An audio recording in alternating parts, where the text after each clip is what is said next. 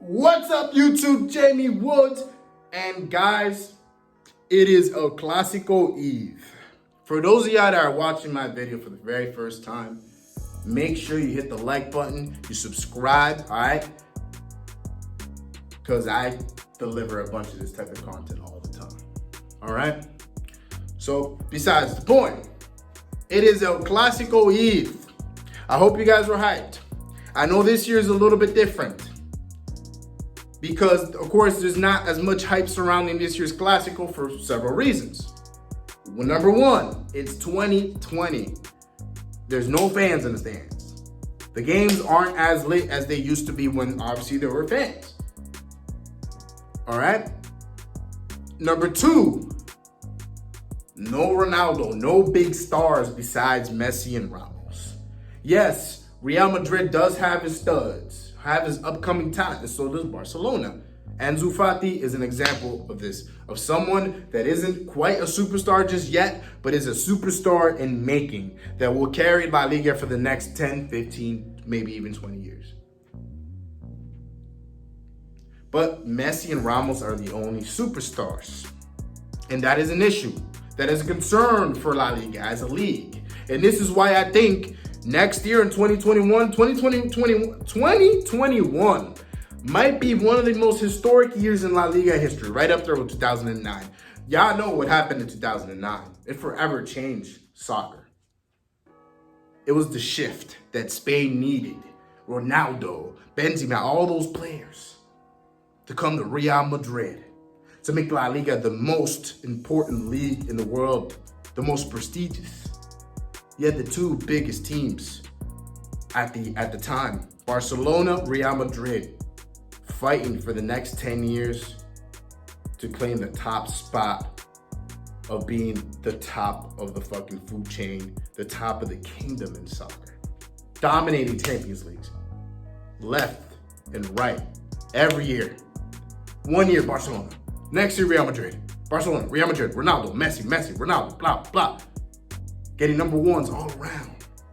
La Liga was the fucking craze. All the best quality players over there. And then what happened? Ronaldo was like, yeah, I'm getting bored of being in Real Madrid. They want me out. They think Gareth Bale's the second coming of me. All right, fuck these motherfuckers. Let me go to Juve. He goes on to Juve, right? And then at that same time, that's when you really started noticing the collapse of Barcelona. Messi was frustrated those years, losing back-to-back semifinals.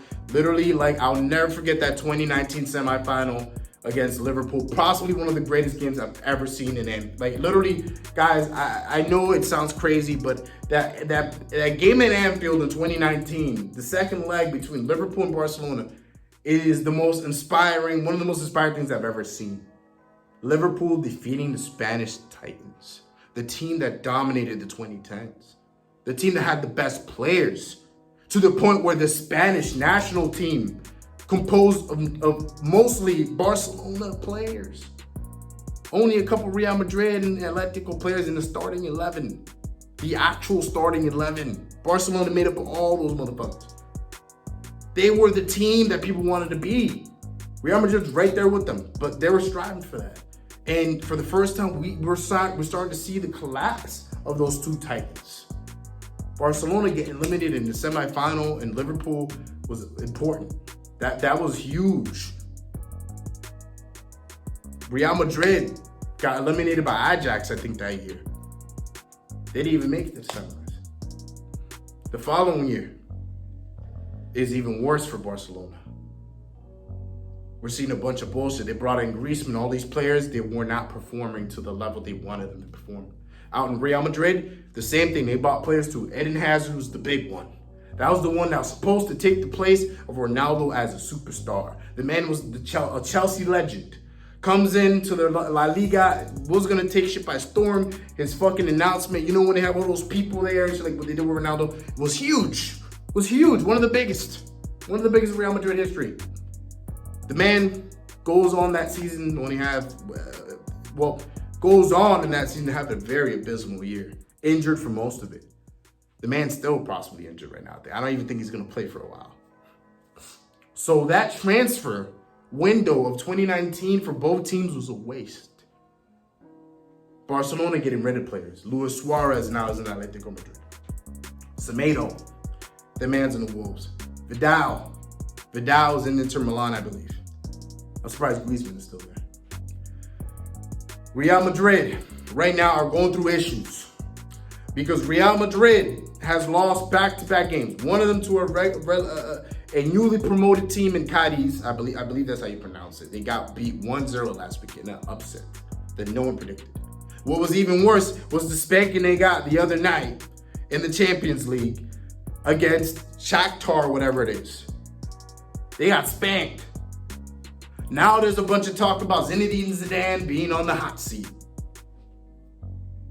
This game may not have the hype that in the years past has, but there are still stakes in this game, guys. Zinedine Zidane's career is on the line in this game. I'm not saying he's going to lose this game after. If they lose, that he's going to lose his job, but this is important. I know Real Madrid knows, like, they mark their calendar in their Classico twice a year. They're like, all right, this game and this game. These are the games. We need to win. We don't win this game, we're fucked. They beat Barcelona last year in that Classico.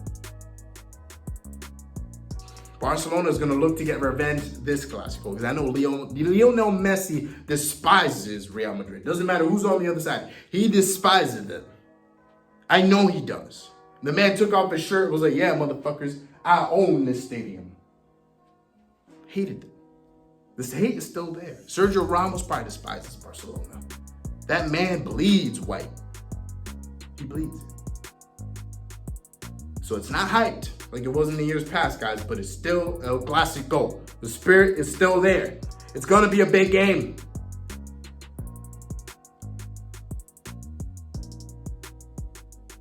Who's going to win?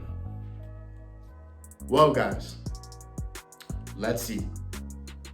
So Barcelona right now, none of these two teams are doing too crazy good right now. Barcelona is out of the top 4 right now in La Liga table. Real Madrid is in the top 4. However, they stumbled last week with Cadiz.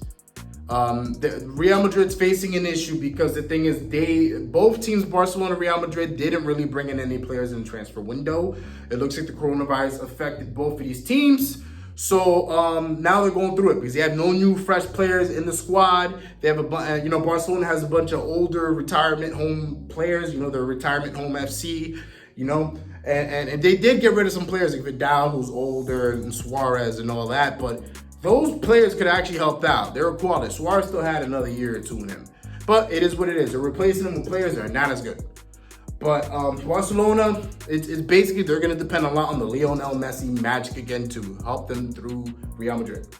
On the flip side, Real Madrid does have that young talent. Vinicius Jr., a couple other players in there that I really fuck with. Valverde, all those players, you still got your Varane. Sergio Ramos is a bit of a question mark because I believe he was injured. He didn't play at the last game against Shakhtar, and they really needed him. So that's going to be a huge thing, guys. Will Sergio Ramos be able to play tomorrow? Like I said, guys, I don't know how long is his timeline. If you guys know, put it in the fucking comment section. But Sergio Ramos is important because what I see in Real Madrid, the weakness I see, they do have a manager that is a true leader. However, they need a leader on that pitch, guys. Who is that leader? Is it Modric? Marcelo? Marcelo, but they need El Capitan. El Capitan, man. One of the GOATs. One of the best center backs of all time. Sergio Ramos. They need that man there. They need that man. They do better with that man. Once he was out, they need Sergio Ramos. Sergio Ramos, if he plays or not, that could be a huge reason why Barcelona wins. If Sergio Ramos not there, Barcelona's chances to win. I know how stupid as it sounds, but I believe in the psychology of soccer. I believe in the psychology of football. Before y'all crucify me in the comments, like, you called it soccer? How dare you? Shut the fuck up. But yeah, if Sergio Ramos does not play tomorrow, Barcelona has a very good shot. So we're going to see on the reports tomorrow, on the injury reports, who's going to be on, who's going to be off. It also depends on the formation. What formation is Zidane going with? What formation is fucking Coleman going with? We gonna fucking see, guys. These teams still have talent on both sides of the fucking pitch. Not as much talent as before, but they have the talent. I still think they could pull off to have a great game. I have a score in my mind for this game. And this is it, guys. All right, I'm going to make my prediction. And this is a spoiler alert for tomorrow's game. I predicted the Everton-Liverpool game to be what it was last week. It was 2-2. I did not predict the Van Dijk injury. You know, my boy Van Dijk get better. However, I'm going to spoil this fucking week again. The big game of the week. El Classico. Barcelona. Real Madrid. Let's do it, all right? This is my prediction for the game. All right? It's going to be a 1-1 tie, guys. I predict Messi's going to get a goal. And I believe Benzema is going to get a goal for Real Madrid. All right? That's my prediction, okay? So that's 1-1 score. I believe that is a fair pick, especially with the form of these two teams. I still think they have enough firepower to get a goal. However, they're just not consistent enough to get more than just a goal. They're going to tie up the game. It's going to be a happy ending for both, I guess you can say. And then they're going to continue, maybe, hopefully, by the next Classico, they'll be better. All right, guys. So, guys, what do you guys think is going to be the score? Who do you think is going to win? Will Zidane's job be lost by the end of the fucking year? Will Coleman finally get his first win against Real Madrid as a manager? We're going to fucking see. But I think it's a 1-1 score. All right, put your predictions in the comment section. Make sure to hit that like and subscribe button. Peace.